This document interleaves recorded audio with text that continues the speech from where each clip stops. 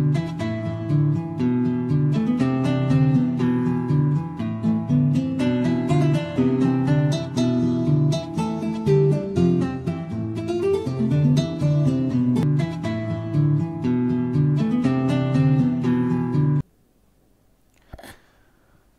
and welcome to this session of Entrepreneurship Essential. Today our topic is myths and realities about entrepreneurship. The meaning of myths is a widely held but false view about particular issue. In this case, it is about entrepreneurship. Myths are widely held among public at large. Today we are going to discuss some of those myths. To be precise, there are 20 plus. I have collated 20 plus myths and we are going to discuss about them and what the realities should be. Myths prevent people from creating new venture because myths kind of are intimidating at times. At times they misguide and people start a venture believing on the myths and finally they realize the reality and then they perhaps fail. Michael E. Garber in his book E-Myth has brought in very important concept about entrepreneurship.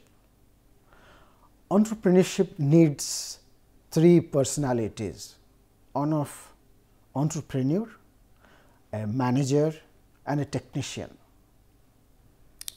Entrepreneurs are the visionaries.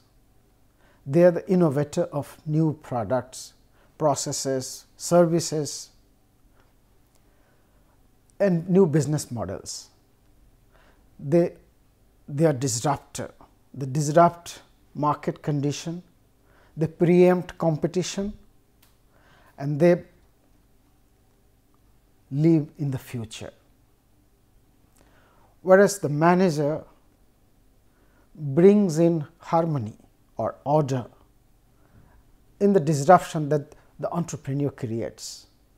So, they make plan ahead in time and then execute their plans accordingly so that there is order. So, they live in the past. Whereas technicians are those who are the doers. They believe that if something is to be done, it is to be done by them and it is to be done right now. They live in the present. Why this slide is here? Because to run successful business, these three personalities are absolutely essential. But some believe that they can subsume all the personalities and they delay recruitment or hiring people with complementary traits, assuming that they can do everything and finally they fail. So, it is time early on that one realizes the limitation and the demand of the business and then take action in time. From outside, when we see failed or successful entrepreneur, we try to assign some reason without actually knowing how and what they have gone through. So, that is the way we create myths.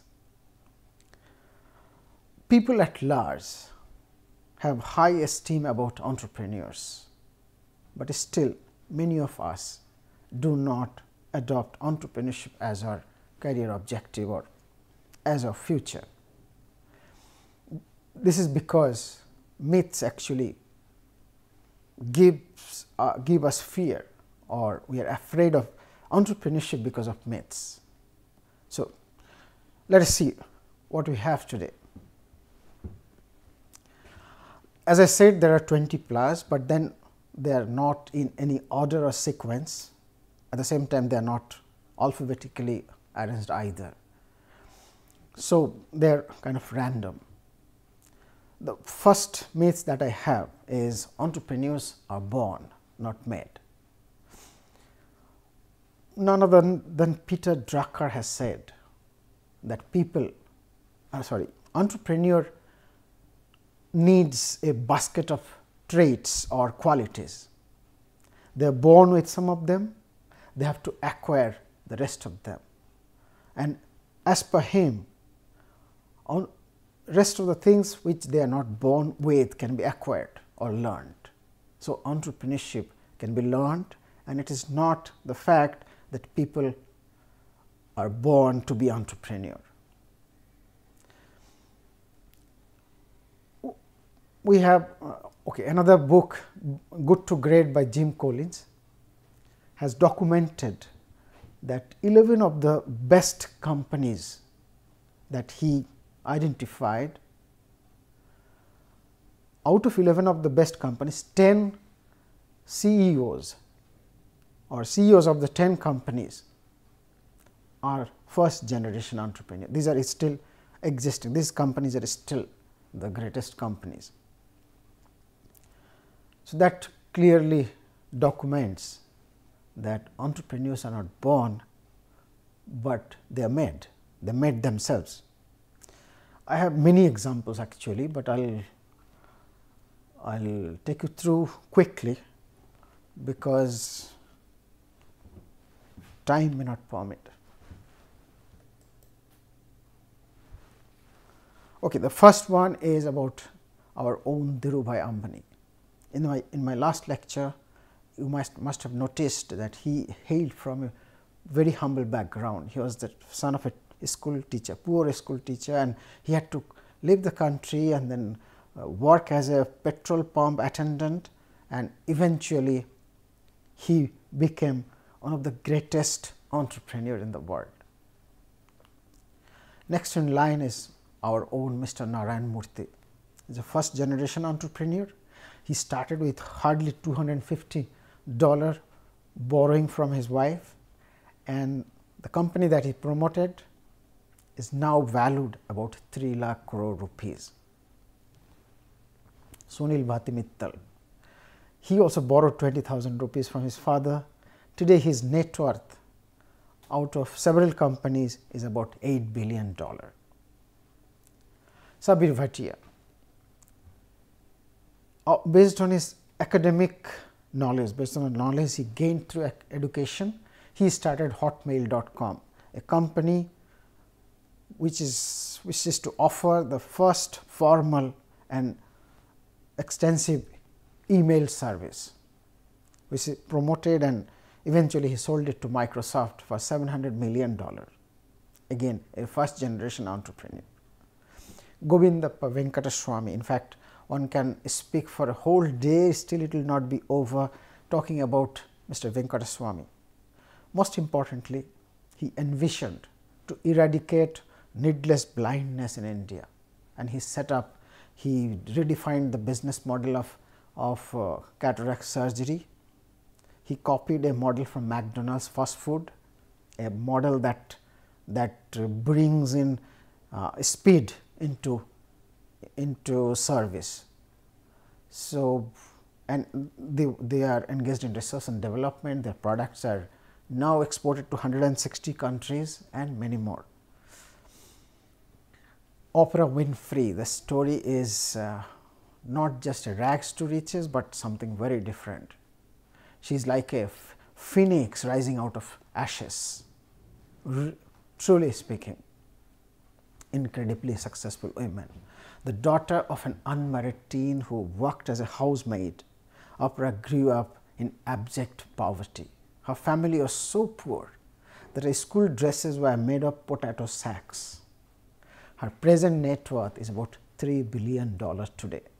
She is an American media executive, actress, talk show host, television producer, most importantly, a great philanthropist.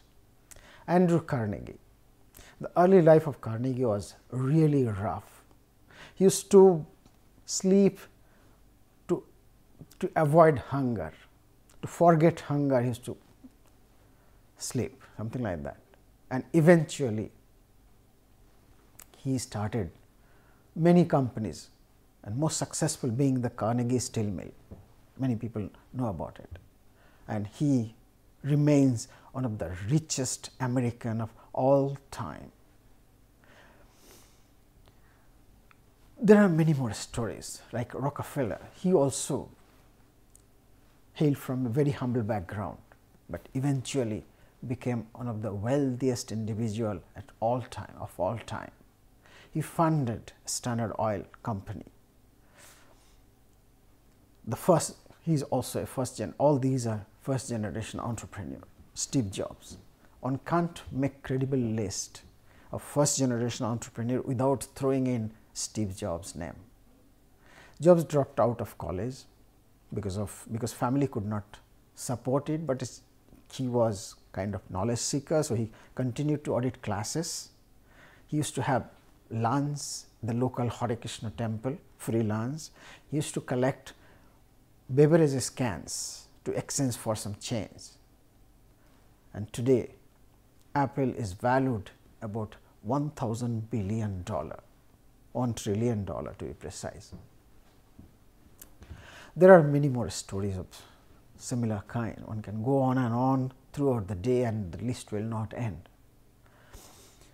Next in the picking we have the next myth: entrepreneurs are high risk taker. Some people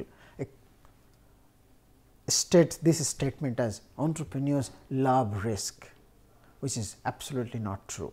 In reality, entrepreneurs have the capability and the gumption to visualize the way to alleviate the risk that others can't see, whereas entrepreneur can convert that risky business proposition into opportunity. Entrepreneurs find opportunities in adversities. From outside, we may feel that they are lucky, but they actually strive and then gain success through their intelligent actions. The hard fact is that any opportunity which is attractive will come with a fair share of risk, otherwise the opportunity will vanish in no time, because there are so many people will chase that opportunity if there is no risk.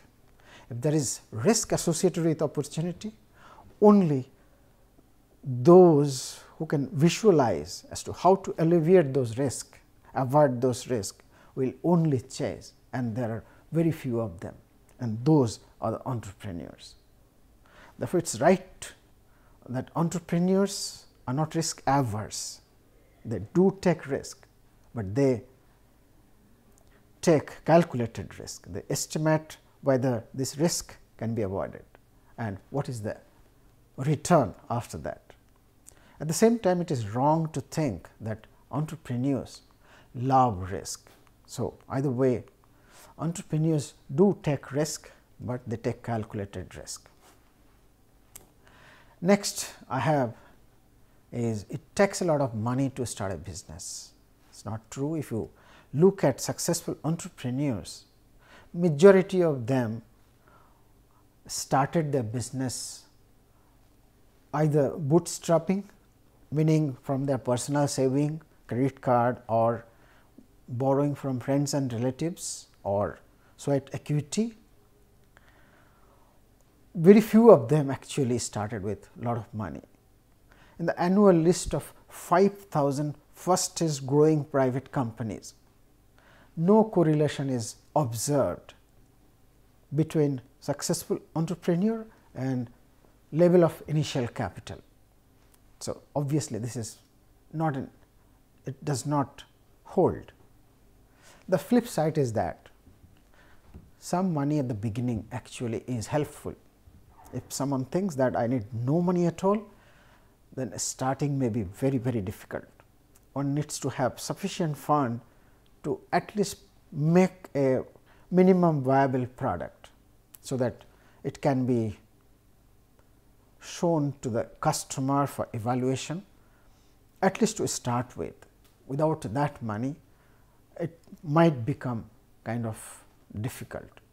So, some money is perhaps necessary. Entrepreneurs are in it for money. Many things that entrepreneurs want to become an entrepreneur just to be rich very quickly.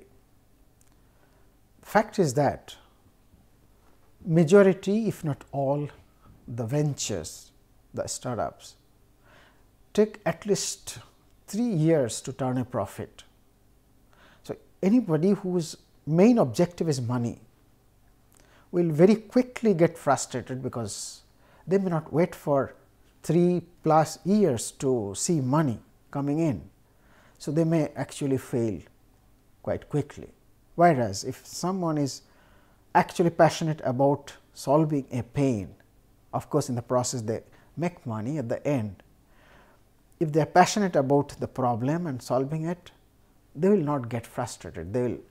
They will try again and again, they will pivot, and then eventually they will be successful. So, obviously, money cannot be the main objective. Mostly entrepreneurs want to be independent, not really to get rich quick when they actually start their venture. Next myth is about entrepreneurs are born in business family. Many of us think that way. Whereas, first thing is statistics, first thing is the definition per se. The definition of entrepreneurs or entrepreneurship is that these are ventures which are started by first generation entrepreneur. So, obviously, people born in entrepreneurship or born in business families kind of do not qualify to be called entrepreneur in that sense. First generation entrepreneurs are the real wealth creator. Obviously, access to large capital may be some natural advantage for people hailing from business families, but this difference actually is diminishing gradually because of angel investor fund being available easily and also venture capital fund. So, availability of fund is becoming easy day by day, because if you have a promising business model, there is no dearth of money. That is a situation today. So, obviously, this distinction of easy availability of capital is kind of vanishing. The real differentiator is actually entrepreneurial qualities, innovation content, managerial capability, passion, balanced skill, and the team members. More importantly, the first generation entrepreneurs, knowing fully well that they are pitted against people with capital. So, they try to hone their skill, they try to learn the key necessary knowledge, so that they can avoid making common mistakes. They become more resilient in the process, and they learn to pivot fast, and they are mostly technocrats. So, they know the technology well. People from business families are very likely to inherit, not genetically, but from their upbringing, some of the philosophy baggage of traditional business. Whereas, first generation entrepreneurs remain open, and then they learn the right things rather than adopting or absorbing some wrong notion, whatever that be. So, first generation entrepreneur develop superior value propositions for the customers, maintain quality in the product, service or whatever, maintain after sales service, invest in creating trust and build loyal customer base. Next one is, one has to be young and restless. This is also very untrue. As revealed in the Global Entrepreneurship Monitor Report 2017-18, entrepreneurs or successful entrepreneurs are distributed almost equally in the age range of 18 to 64. So, there is no bias or there is no data to support this argument. As such, it is widely believed from data as well as widely believed that anybody can become entrepreneur at any age. There is no such particular age when there is chances of greater success. People of higher or maturity perhaps can leverage their experience and knowledge about business operation management, and perhaps may be able to manage better moving forward, means at the mature stage of the businesses. So, definitely they have built some kind of network, they do have some advantage in running the business. Entrepreneurs give little attention to their personal life. This is also untrue. In fact, the very motivation to become an entrepreneur is personal life, or for self and for society at large. But then why people think that way is that entrepreneurship venture definitely demand constant attention. It's like a newborn baby, it demands constant attention. But the same is also true about established corporations. Executives in established corporations also are all the time busy about unexpected happenings in the corporate world, about competition, about customers, about new technologies coming in, etc., etc. So, they are also all the time firefighting. The difference is that entrepreneurs are okay spending long hours because they think and they know that they are working for themselves, whereas executives in corporate world think that means they do that, they come for an emergency meeting in the odd hours or on weekend, but then they do not enjoy it so much. Furthermore, entrepreneurs make plan because it is their world, they make plans so that they can put some long hours during the weekend to avoid doing anything at the weekend. So, therefore, it is wrong to think that entrepreneurs are not careful about their own personal life.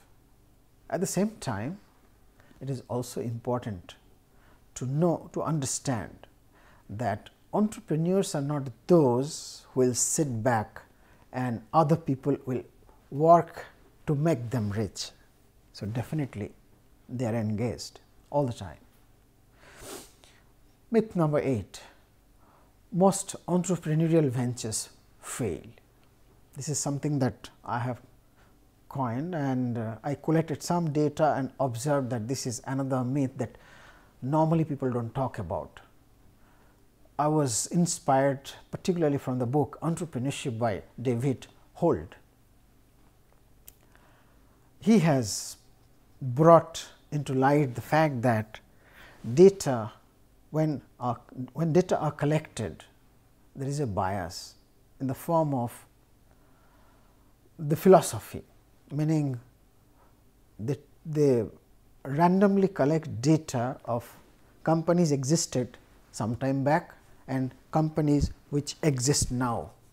So, they just subtract the number between them and now, and the difference is attributed to be failed enterprises, whereas the fact is that many of them have either been merged with some other company or have been sold to some other, changed their name or something. They have not failed, but then the statistics shows them as failed. So, it is not, one should not look at data which is intimidating, one should actually focus on successful entrepreneurs and then take cue from them to create new venture. Fatality is prevalent even in large established businesses. Another data is very important. Fortune 500 companies which existed in 1954, 80% or 88% of them do not exist in 2016-17. 80%, 80+% of them do not exist. So, that is the rate of fatality even in established businesses. So, nothing to be, that should give courage and should not intimidate. Entrepreneurs are often high-tech wizards. Technology does help in gaining competitive advantage, but there is no data supporting this myth. Entrepreneurs are loners and introvert. That is one side of the story myth. The other myth is that only extrovert become successful entrepreneur.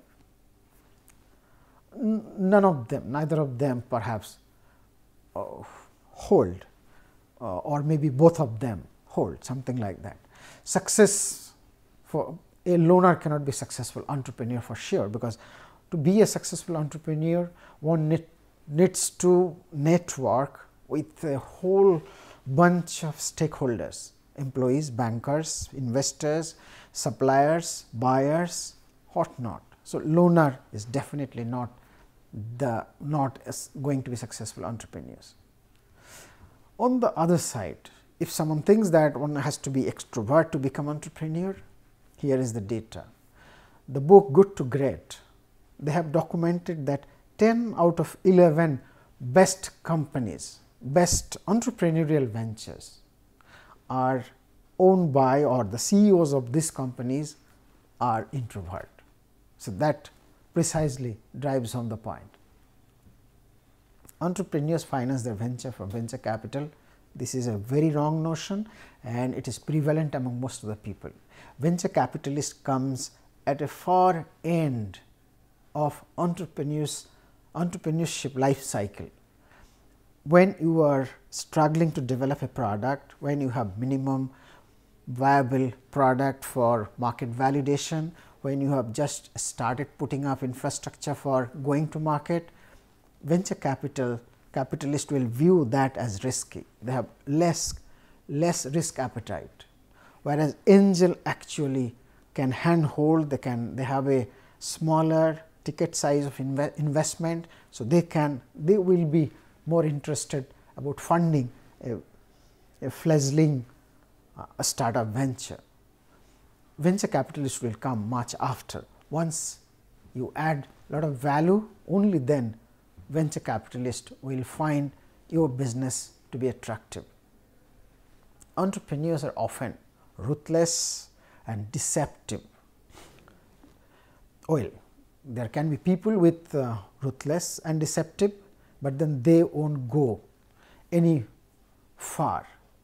They will remain besotted with legal issues, sorting out differences, sorting out bad relations with people, fraud, deception and things like that.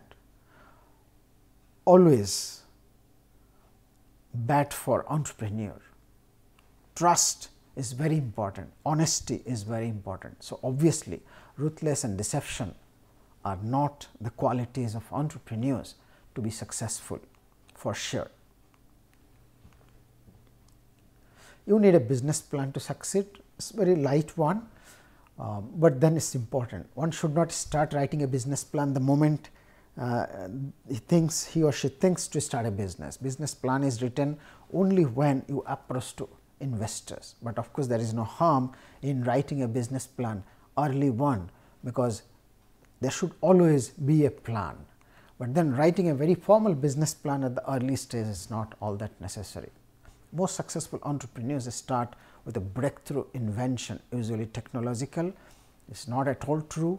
Many large and successful entrepreneurial ventures started with an existing idea.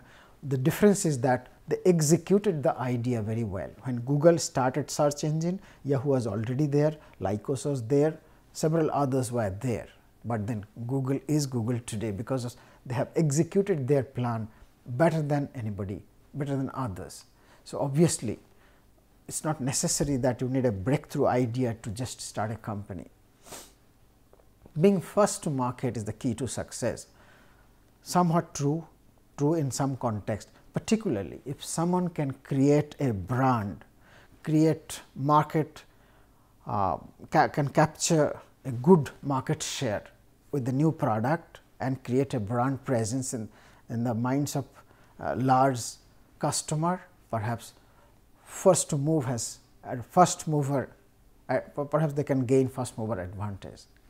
But if one fails to do that, competitors will see the product or service, and then if their capacity is better, they have access to more fund, and their whatever way they can hire better people, they will look at the first mover, and they can avoid the risk and the mistakes that were made by the first movers, and they can move ahead further. Google is another example of that. So, I will move slightly faster now. You have to start a company to be an entrepreneur. You can actually take over a company, you can buy an existing company. There may be various other ways to become an entrepreneur rather than starting one. Entrepreneurs strike it rich or miserably fail in their first venture. Very untrue. Most entrepreneurs, they pivot several times, 2, 3, 4, 5. So, it is not true that they become successful in the first venture itself. Some myths are there moving forward, which are not so frequently discussed, but they are of great concern because they harm greatly. One is the belief that understanding the technology or the product is the same as understanding how to run a business. This has connection with the first slide, where I talked about Garber, who said that you need 3 personalities to run a business. So, obviously, knowing only the technology is not good enough to successfully run a business. You can develop a wonderful product, but running a business is a different thing. Many technocrats with product idea, particularly I have seen in my profession, students approaches me that we have a product idea and we want to start a business. Many people actually spend years, maybe 2, 3, 4, 5 to develop a product without any connectivity with the marketplace.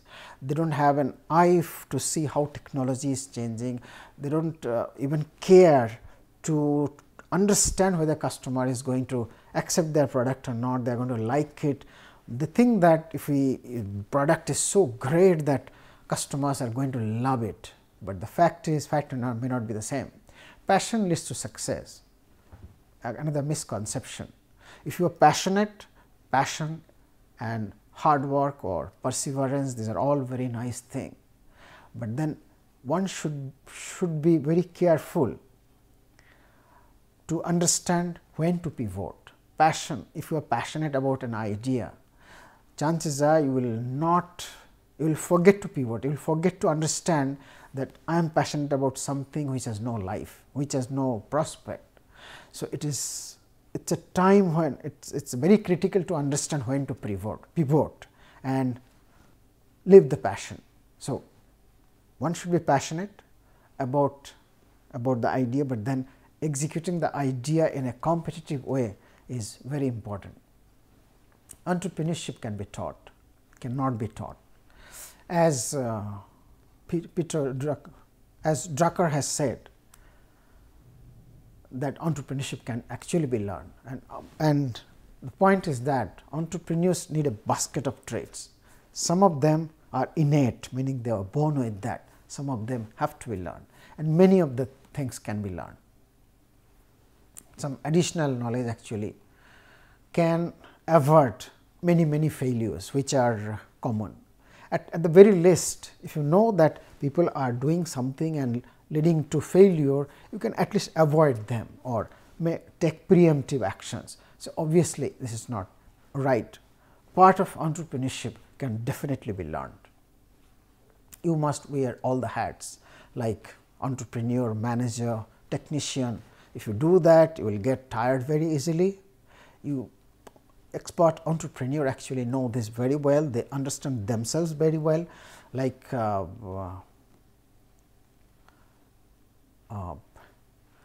I gave an example the other day, I am just forgetting the name.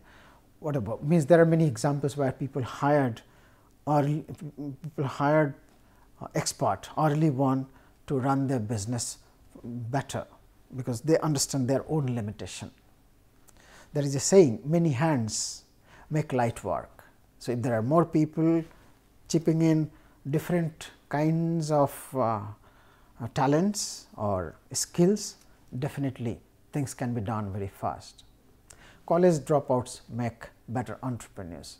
There are stories about wonderful companies like Dell, like many others, where college dropouts actually created wonderful business. But then this is not always true, and statistics do not support this proposition. Women cannot cut in the tech world. This is also not true. It is observed. There was a study done in Washington Post by Vivek Badwa, and he observed that women are as much motivated to do entrepreneurship as men, and they perform equally well. One can attain success through persistence and passion. These two are kind of very important in entrepreneurship, but then persistence also should be to some extent, to the extent necessary. Beyond that, one has to pivot. So, persistence and passion, myth about them is the same. Last word about from A Myth, the book. One has to have a systems perspective about anything. Everything is part of a system. So, one has to understand the implication or repercussion of their action in the entire system. Only then they can be successful. With this final words, I will draw to close this lecture. Some references, some more comments, and thank you.